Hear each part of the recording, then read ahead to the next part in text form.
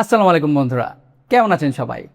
আজকে আপনাদের জন্য নিয়ে এসেছি এমন একটি ডিভাইস যেটি দিয়ে মডেম প্লাস রাউটার দুটোরই কাজ সেরে নিতে পারবেন, তাও আবার 1500 টাকা বাজেটের নিচেই। এটাও কি সম্ভব? জি হ্যাঁ, আমি কথা বলছি 4G LTE ওয়াইফাই মডেম নামক এই ডিভাইসটি নিয়ে।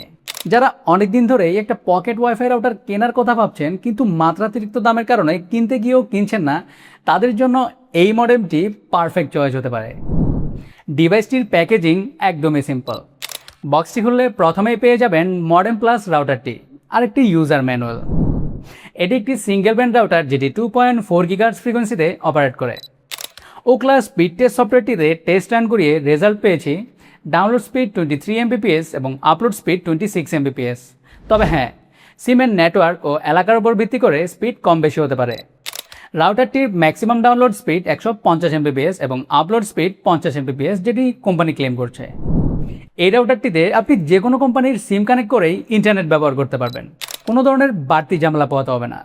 সর্বোচ্চ 10টি ডিভাইস একসাথে কানেক্ট করে ব্যবহার করতে পারবেন, যেটা আমার কাছে খুবই দারুণ লেগেছে। ওয়াইফাইয়ের পাশাপাশি এতে থাকছে মডেমের সুবিধাও। যাদের ডেস্কটপ কম্পিউটারে ওয়াইফাইয়ের সুবিধা নেই তারা এই ডিভাইসটিকে পিসিতে কানেক্ট করে মডেম হিসেবেও ব্যবহার করতে পারবেন। আমি আমার ডেস্কটপ কম্পিউটারে এটি দিয়েই ইন্টারনেট ব্যবহার করি। এর ইন্টারনেটের স্পিড নিয়ে আমি যথেষ্ট সন্তুষ্ট। আচ্ছা, এবার আসি এটির দাম কত সে ব্যাপারে। এই মডেম প্লাস রাউটারটি আপনারা 1200 থেকে 1400 টাকার আশেপাশেই পেয়ে যাবেন। তবে একটু দাম দর করে নিলে আপনি লাভবান হবেন, এই আর কি। ডিভাইসটি নিয়ে যদি আমার ওপিনিয়ন জানতে চান তাহলে আমি বলবো অনায়াসেই নিয়ে নিতে পারেন। এই একটা ডিভাইস দিয়ে যদি ডেস্কটপ, ল্যাপটপ, স্মার্টফোন সবগুলো ব্যবহার করতে পারেন, তাও আবার এত কম টাকা খরচ করে, তাহলে কেন নেবেন না?